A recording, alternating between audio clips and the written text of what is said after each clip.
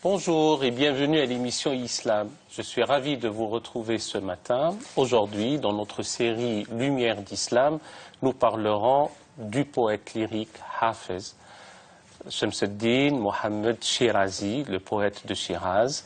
Et pour évoquer ce personnage, j'ai plaisir à vous présenter Charles-Henri de Fouchécourt. Merci de nous faire l'amitié de venir. Vous êtes professeur honoraire à l'université La Sorbonne Nouvelle, Paris 3, et vous êtes un spécialiste reconnu de Hafez, son traducteur et son introducteur, j'ai envie de dire, ici, chez nous, en France, pour ces temps contemporains. Et à vos côtés, il y a Pierre Laury qui nous fait l'amitié de venir. Bonjour Pierre Laury, vous êtes directeur d'études à l'École pratique des hautes études et vous êtes spécialiste aussi de la mystique musulmane. Et avant peut-être de faire connaissance davantage avec ce haut personnage, je vous convie, ainsi que nos chers amis téléspectateurs, à suivre ce sujet intitulé Hafez, sa vie, la vie du poète. C'est un sujet signé Émilie Boulouise. Regardez. Hafez de Shiraz est un poète, né vers l'an 1320 à Shiraz, en Perse. Hafez est un mot arabe qui signifie « celui qui a appris le Coran par cœur ».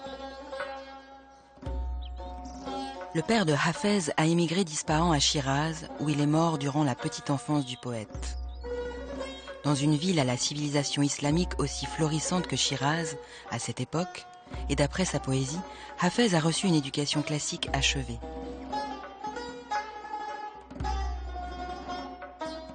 Sa poésie témoigne de sa connaissance de l'arabe, des sciences islamiques et de la littérature persane.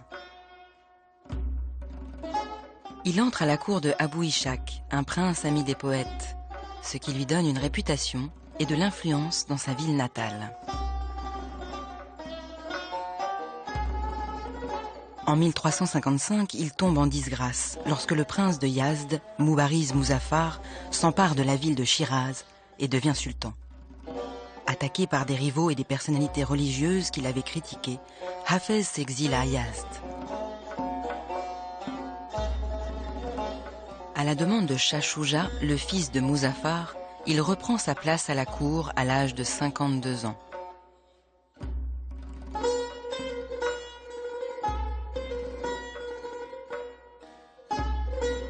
Dans sa vieillesse, il rencontre Tamerlan afin de défendre sa poésie des accusations de blasphème.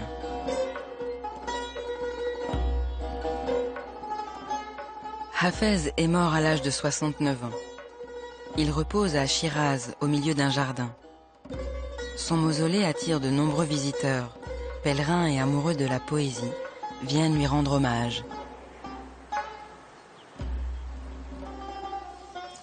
Commençons par fixer quelques jalons, quelques repères de date. Il est né quand Alors en effet, on a dit qu'il était né en 1320, disons 1314 ou 1317. En fait, on sait simplement qu'en 1340, il est très jeune poète à la cour d'un prince de Shiraz, d'une dynastie qui va mourir sous la pression du rival, les Mozaffarides. Et à ce moment-là, vraisemblablement, c'est sa jeunesse. Il a une vingtaine d'années. Bien, et sa trajectoire de vie Sa trajectoire de vie elle est très intéressante parce qu'elle est ordinaire en Iran. C'est-à-dire que les poètes sont très volontiers accueillis et protégés par la cour.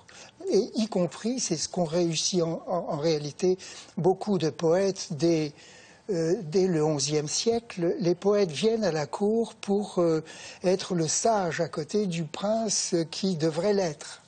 Et Pierre Laury, Hafez finalement, c'est un surnom. C'est celui qui garde quelque chose, et en l'occurrence qui a appris le Coran. Qui a appris le Coran par cœur. Ceci dit, on peut éventuellement y voir des résonances différentes, parce que le Coran, pour les musulmans, c'est la parole de Dieu. Et il a eu un tel succès par la suite qu'on peut se demander s'il n'y a pas d'autres paroles qu'il portait en lui-même, qu'il n'a pas aidé tous ses lecteurs finalement à entendre la résonance de quelque chose en eux-mêmes. Professeur de Fouchécourt, quelle a été sa formation? Quels sont ses maîtres? On n'en sait rien. On n'en sait rien. Il est sûr que la ville de Chiraz était un bouillon de culture, typiquement à la fois, bien sûr, musulmane, islamique, mais très marquée par le soufisme, depuis la réforme au siècle précédent du soufisme, c'est-à-dire que le califat a demandé à ce que peu à peu le monde des soufis soit organisé en confréries. Et à défaut de connaître ses maîtres, peut-on dire a-t-il rencontré tel ou tel contemporain, poète, mystique? Sans aucun doute. Pierre Lori, par exemple.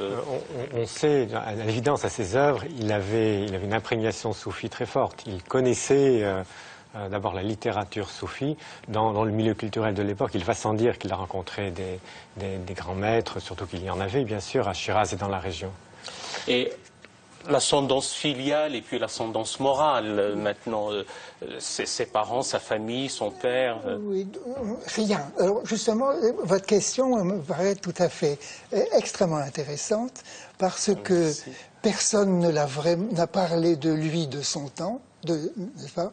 Et nous n'avons de lui que son œuvre, et il est très difficile de trouver des éléments biographiques dans son œuvre, sauf les dédicataires d'un certain nombre de ses poètes, qui sont évidemment soit des princes de la cour de Chiraz, soit des ministres des princes qui l'ont protégé. Je pense que sa poésie était assez audacieuse pour faire peur aux autorités locales, et que sans la protection de tel ou tel ministre ou de tel ou tel prince, nous n'aurions pas eu Hafez. La description que Ibn Battuta a fait de Chiraz est très remarquable.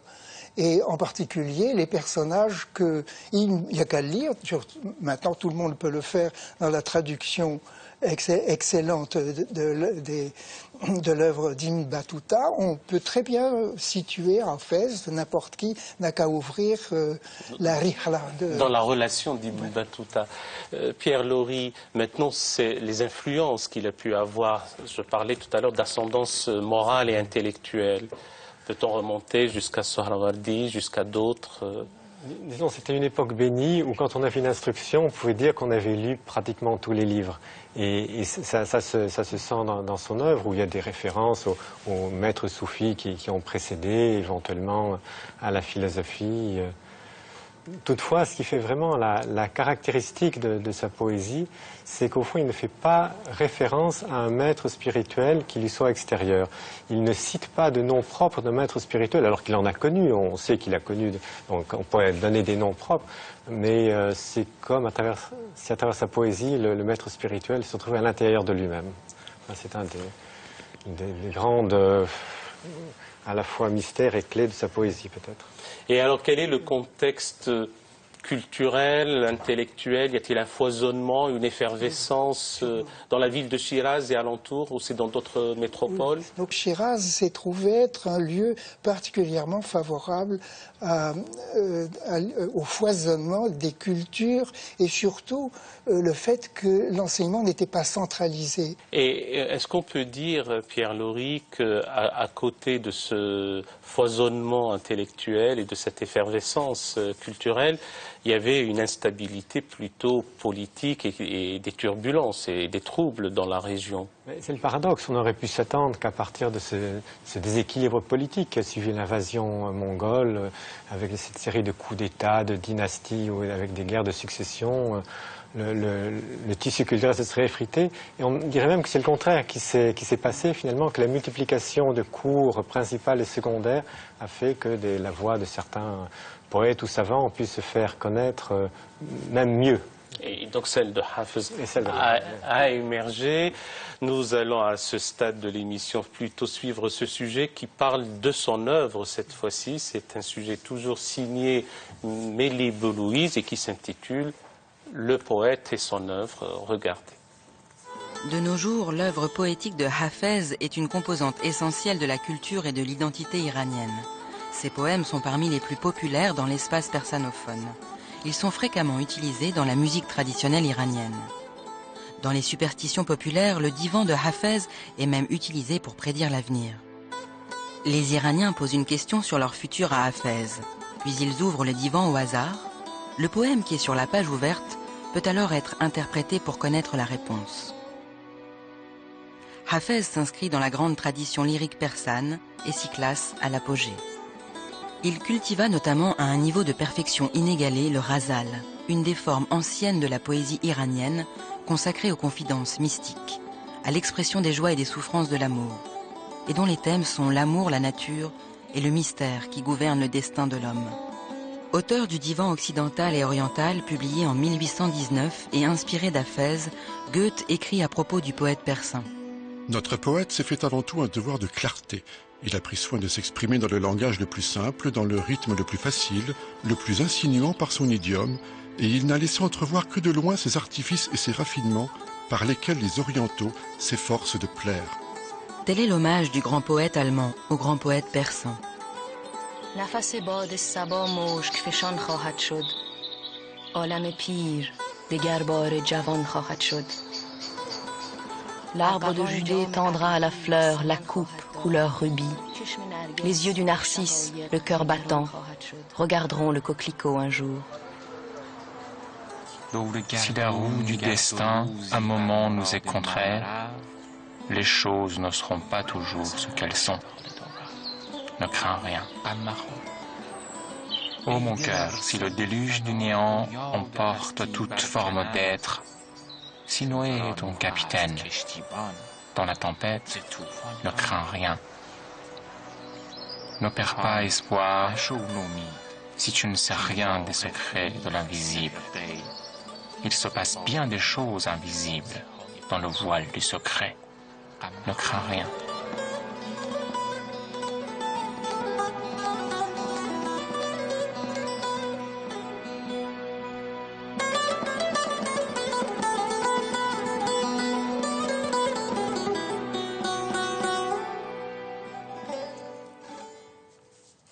Voilà, c'est sur cette belle rose que finit ce sujet consacré à l'œuvre de Hafez, professeur de Fouchécourt.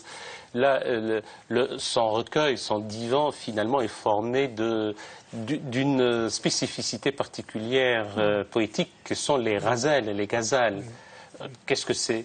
Je dirais qu'un ghazal, c'est la forme la plus simple. C'est toujours la même chose. Les génies ont le propre de trouver le plus simple.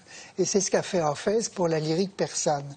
Donc 5 siècles devant lui, mais on a abouti chez Hafez au sommet de la lyrique persane avec des poèmes d'une construction, d'une simplicité qui a ébloui Goethe lui-même. Est-ce que vous pouvez nous décrire le divan, le diwan, ce recueil de poésie? Comment est-il composé? Chaque ghazal constitue une unité, il n'y a pas de progression. On ne peut pas dire que là, il y a un début qui soit, ou des ghazals qui soient plus anciens, ou qui soient groupés par thème. Non, on a l'impression que chaque poème fait une entité propre et que donc on peut ouvrir effectivement. C'est fait pour ça, justement. C'est fait pour ça. Quels sont les objets de sa poésie, si je puis dire? C'est des élégies, de la mélancolie, de la mystique, de l'amour? Il y a 2 absolus dans le divan de Hafez. Le premier absolu, c'est son aimé. Et toujours le même de l'âge de 20 ans à sa mort. Toujours le même. Il n'y a qu'un aimé. Parce que les seuls noms que Hafez a donnés dans son divan, ce sont ses protecteurs. Bon, c'est rien. Il n'y a pas de nom de femme qu'il aurait aimé. Il n'y a pas de nom propre, sauf il y a des noms propres. Je, tu, il, lui, nous, on, c'est tout.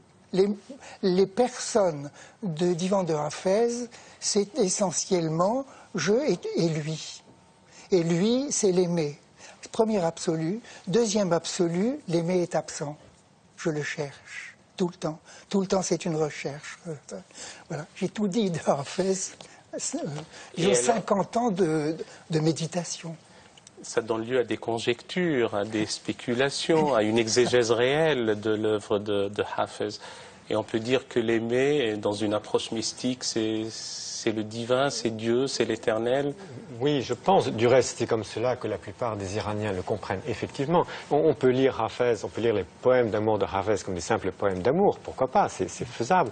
Mais malgré tout, l'ensemble, je crois que la tonalité, c'est un amour qui va au-delà et qui comme disait le professeur de Fouchécourt, qu'on ne peut jamais atteindre parce que précisément, il est toujours, on est toujours à l'infini. Toutes les figures d'un aimé.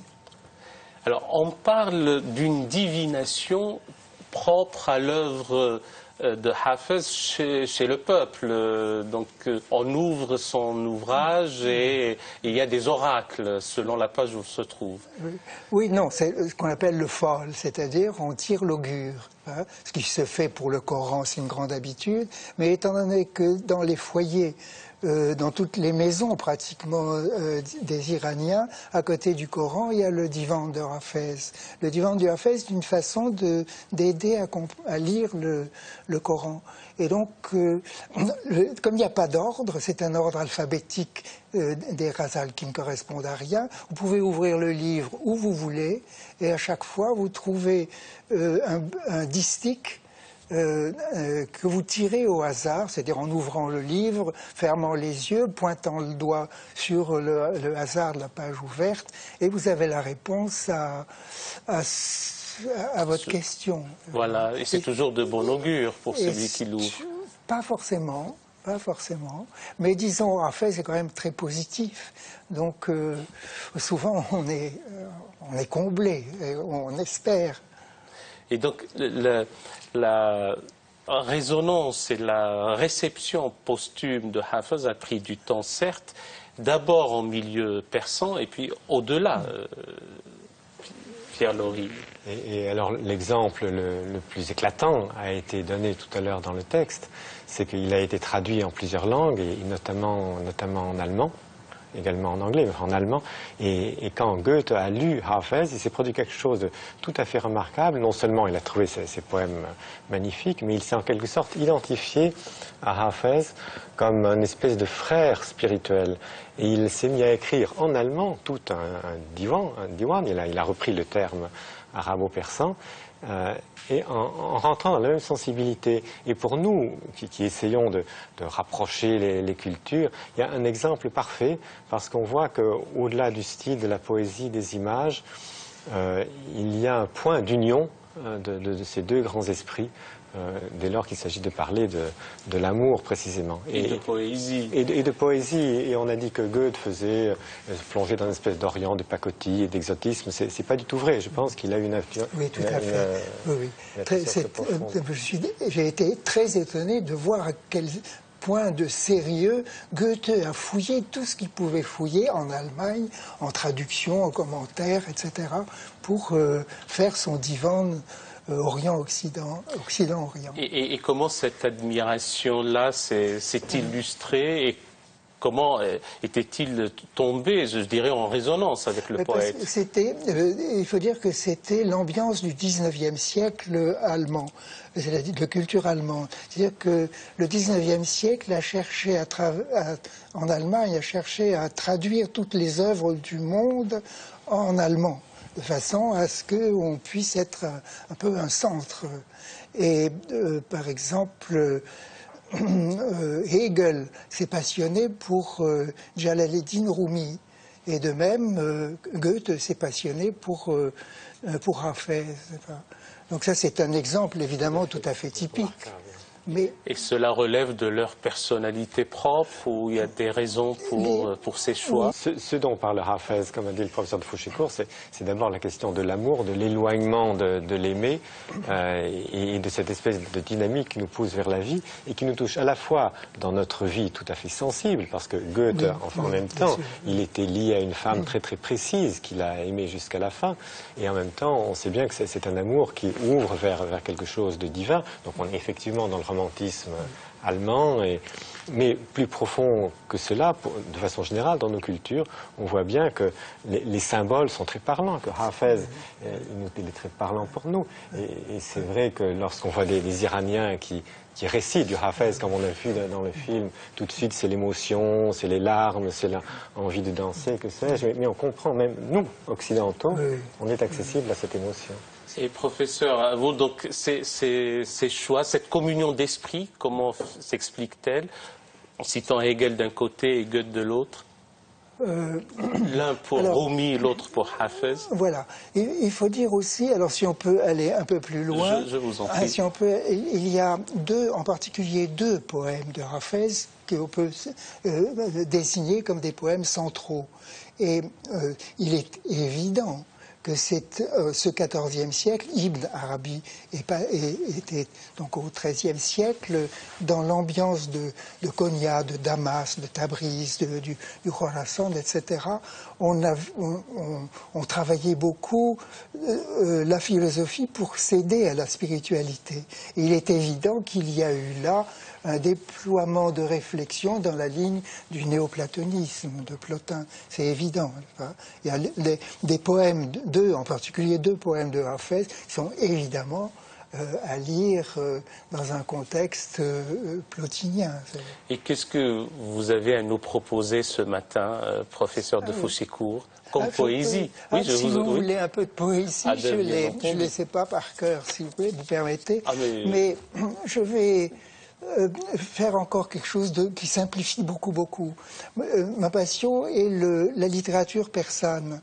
Et je pars de Firdousi, le grand poète qui a construit, si vous voulez, toute la tradition pré-islamique de l'Iran. On peut dire que dans ce petit noyau de littérature, vous avez toute la spiritualité, disons, qu'on voit déboucher jusque chez Hafez.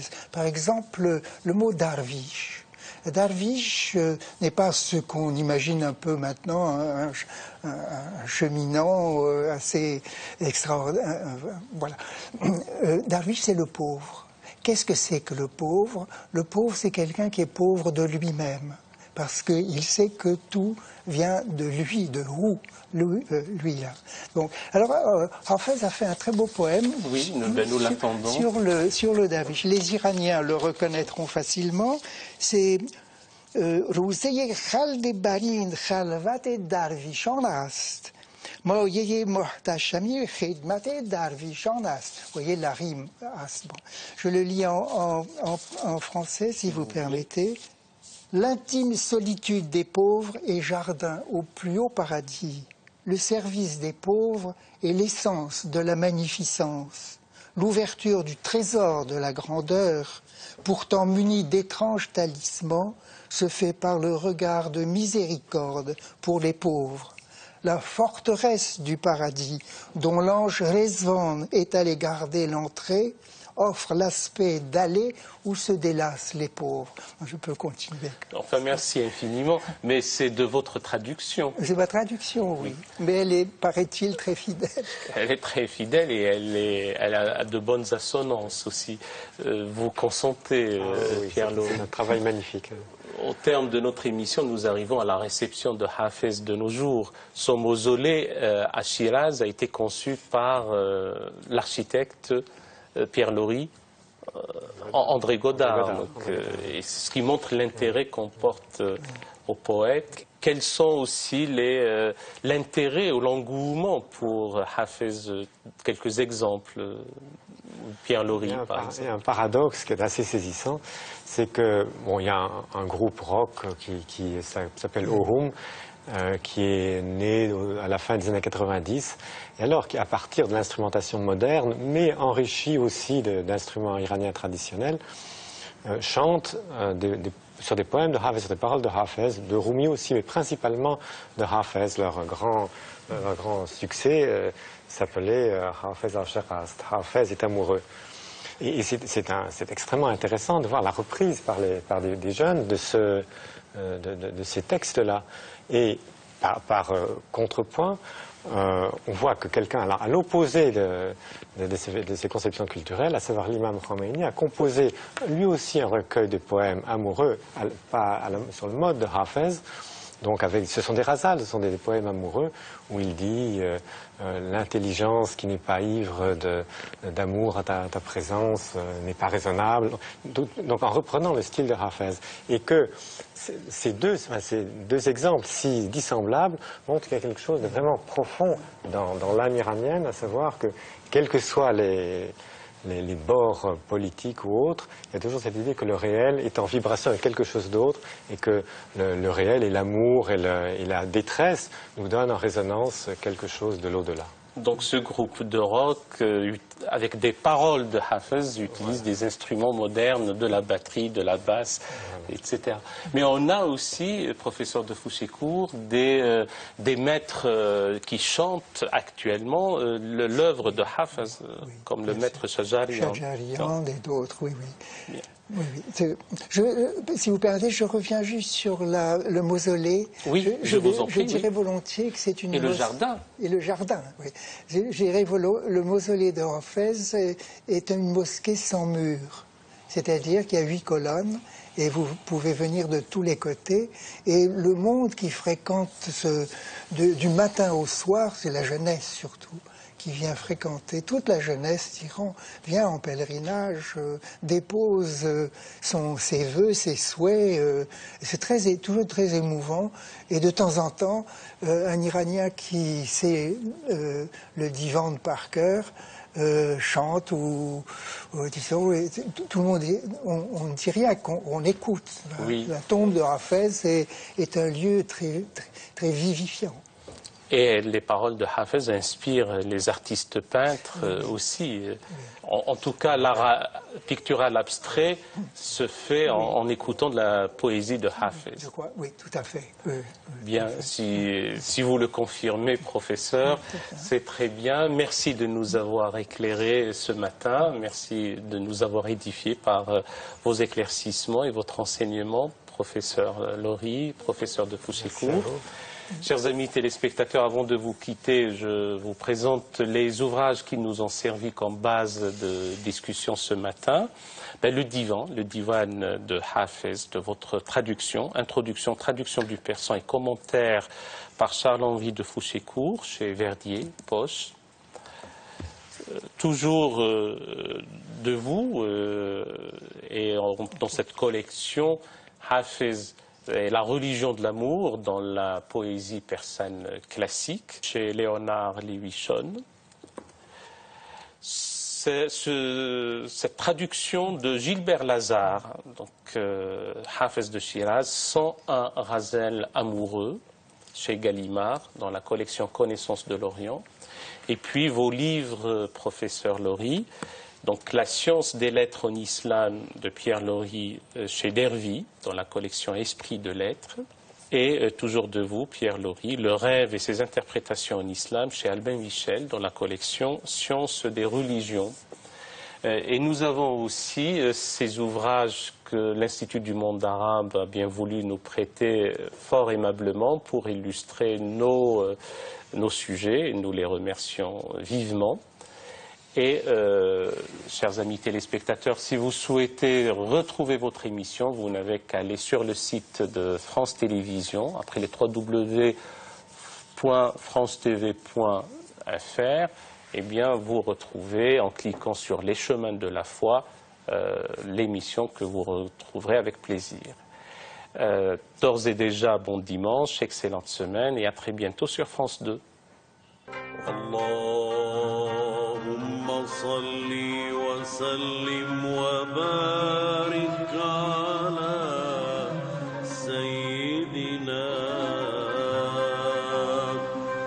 وأسعدنا وسندنا